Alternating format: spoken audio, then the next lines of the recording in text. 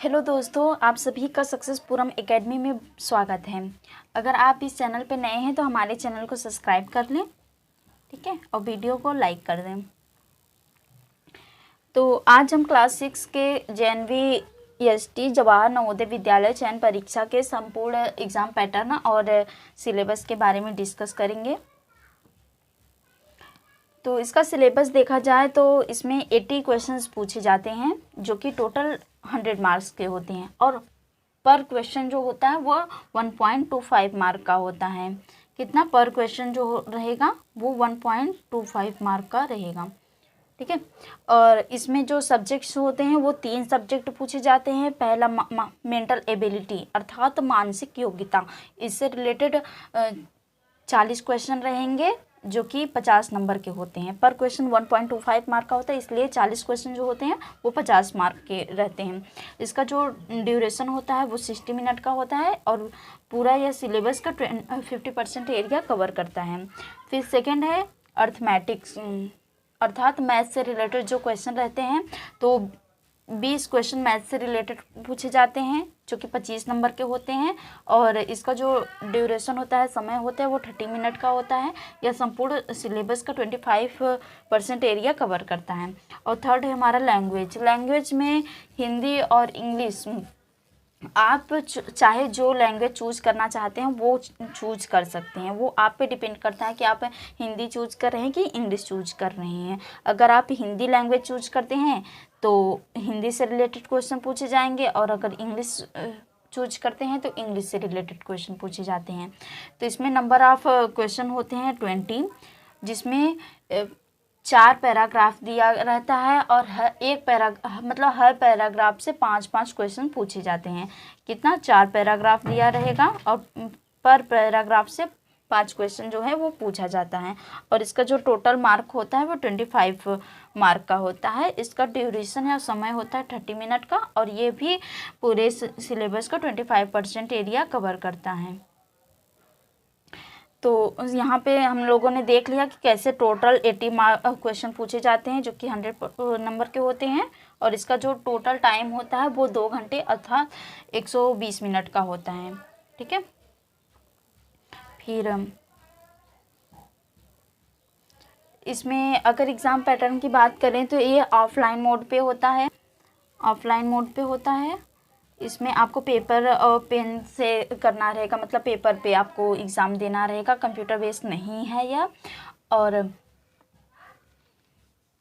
इसमें किसी भी प्रकार की निगेटिव मार्किंग नहीं है, मतलब नो निगेटिव मार्किंग है, ठीक है। इसमें किसी भी प्रकार के, आप चाहे तो तुक्का भी लगा सकते हैं। अगर आपको नहीं आ रहा है तो आप तुक्का भी लगा सकते हैं। निगेटिव मार्किंग इसमें बिल्कुल भी नहीं है। और जो ड्यूरेशन दिया गया है मानसिक योग्यता का और मैथ का और हिंदी का, ज़रूरी नहीं है कि 60 मिनट में ही आप उसको कवर करें। आप चाहे तो किसी को भी, मतलब उसमें कम ज़्यादा भी कर सकते हैं, ठीक है। वो आप पे डिपेंड कर रहा है कि आप कौन सा पोर्शन कितने टाइम में कर रहे हैं। अगर आप लेकिन इस हिसाब से करते हैं तो आपका मतलब टाइम मैनेजमेंट बेटर रहेगा। अब हम इसको थोड़ा सिलेबस को थोड़ा डिटेल में देख लेते हैं। तो मेंटल एबिलिटी की मानसिक योग्यता का जो सिलेबस है उसमें पहला चैप्टर हो जाएगा ऑड वन आउट, यानी भिन्न आकृतियों को चूज करो। इसमें 4 ऑप्शन दिए रहेंगे, जिसमें से जो 3 ऑप्शंस रहेंगे वो सेम एज रहेगा। वो किसी न किसी क्वालिटी से, मतलब डायरेक्शन से या किसी भी तरह से वो 3 आकृति सेम रहेगी, और एक जो होगा वो डिफरेंट रहेगा। और फिर सेकंड है पैटर्न कंप्लीशन, वर्ग को पूरा करना रहेगा। इसमें एक ऑप्शंस दे दिया जाएगा और उसी के आधार पे, मतलब आगे का जो प्रोसेस है, मतलब उसके आगे कैसे आकृति बनेगी उस आधार पे आपको ऑप्शन में चूज करना रहेगा। फिर थर्ड है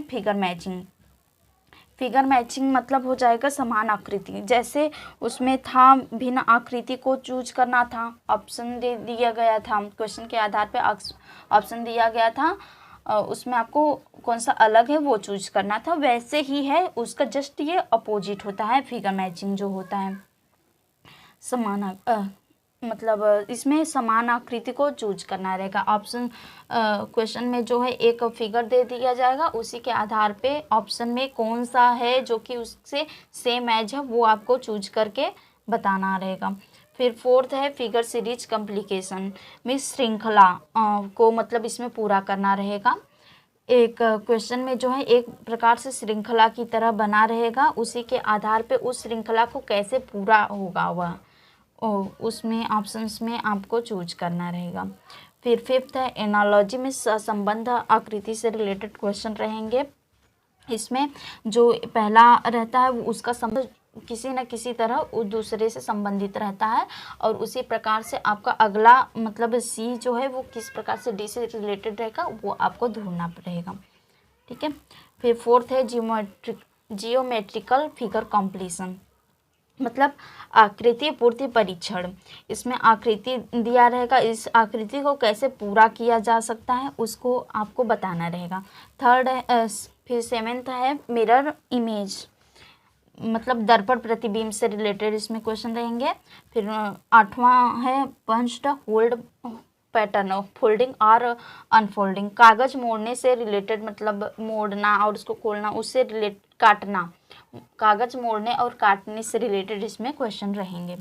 फिर नाइन्थ है स्पेस विजुअलाइजेशन मीन्स आकृति निर्माण, आकृति का निर्माण कैसे हुआ है उसमें आपको रहेगा, मतलब उससे रिलेटेड क्वेश्चन रहेंगे।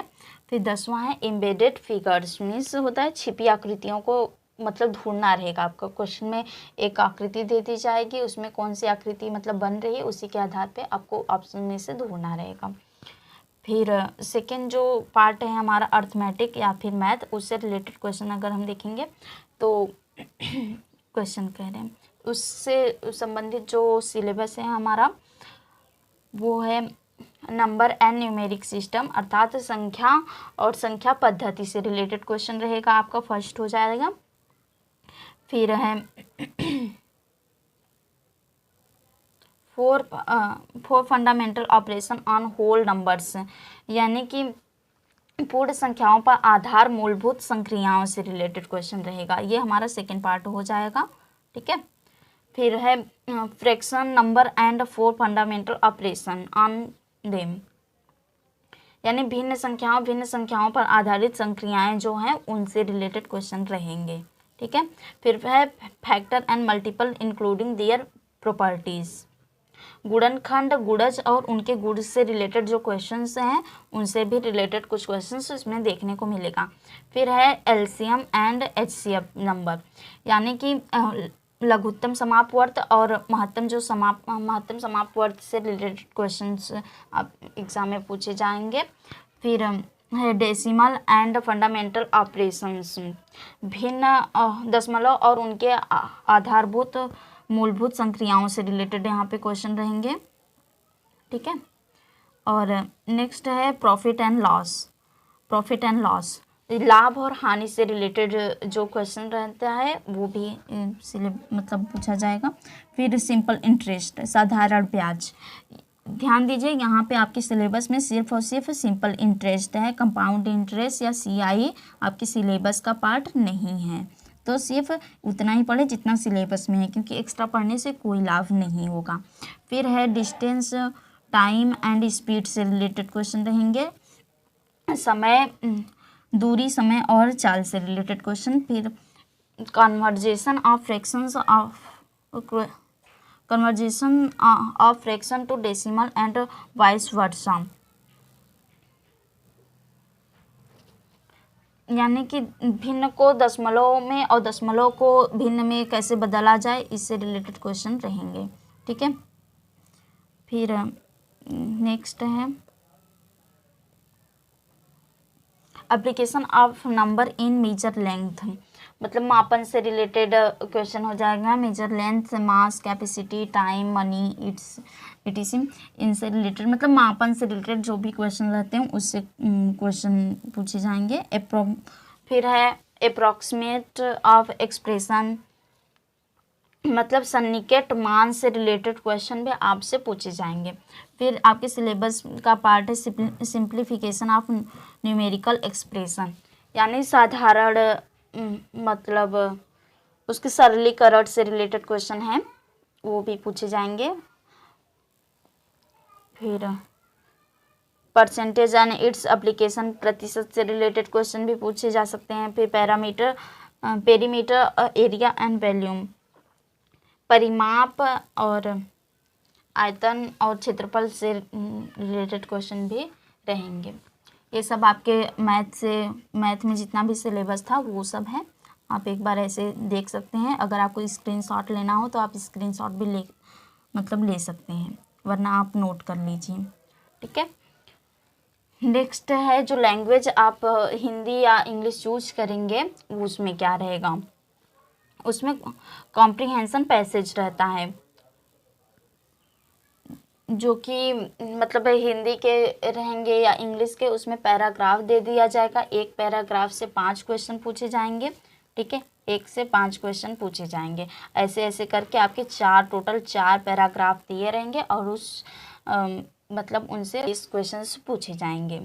और जो क्वेश्चन रहेंगे वो ग्रामर से भी रिलेटेड हो सकते हैं, पैराग्राफ से भी रिलेटेड रहेंगे, वो उस पर डिपेंड करता है। ठीक है, ये पूरा हो गया उसके सिलेबस और एग्ज़ाम पैटर्न के बारे में हम लोगों ने डिस्कस किया। अगर आपको यह वीडियो अच्छा लग रहा है तो फिर हमारे वीडियो को लाइक, शेयर और हमारे चैनल को सब्सक्राइब कर दीजिए। Thanks for watching.